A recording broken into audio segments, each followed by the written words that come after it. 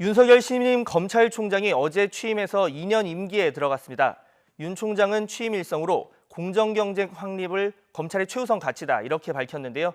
윤 총장 체제에서 검찰이 어떻게 운영될지를 가늠할 수 있는 검사장급 후속 인사가 이르면 오늘 발표됩니다. 법조팀 취재기자 연결해서 자세히 알아보겠습니다. 조성호 기자.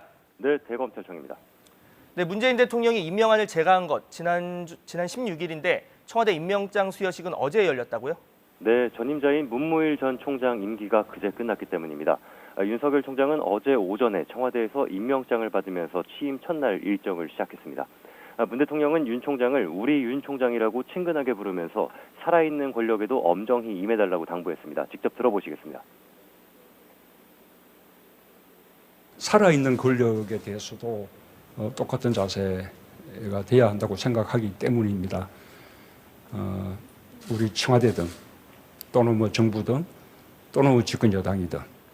임명장 수여식에는 윤 총장의 부인 김건희 씨도 동석해 윤 총장의 옷매무새를 고쳐주는 모습 등이 눈길을 끌었습니다.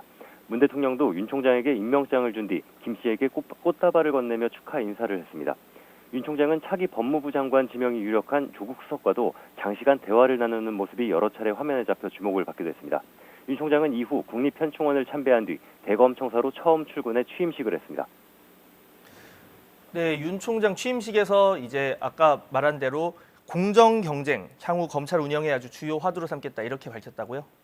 네, 그렇습니다. 어제 윤석열 총장의 취임사 키워드를 꼽는다면 국민과 공정 경쟁 두 가지입니다. 윤 총장은 국민이란 단어를 24번이나 언급하면서 헌법가치 수호를 강조했고 공정한 경쟁 질서 확립을 최우선 가치로 삼겠다고 밝혔습니다.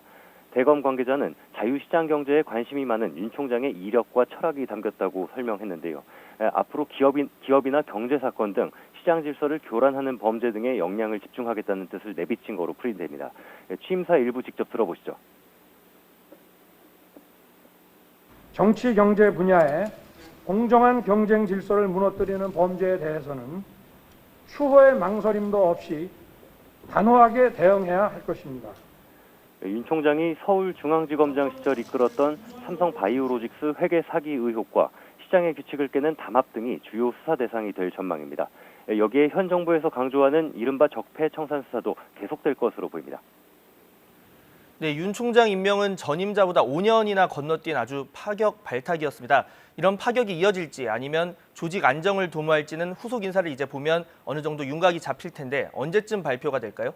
네, 오늘 오전에 경기도 과천 법무부 청사에서 검찰 인사위원회가 열리고 있습니다. 윤 총장 취임에 따른 검사장급 이상 고위검사 인사를 논의하기 위한 겁니다. 결과는 이르면 오늘 오후 발표될 수도 있습니다.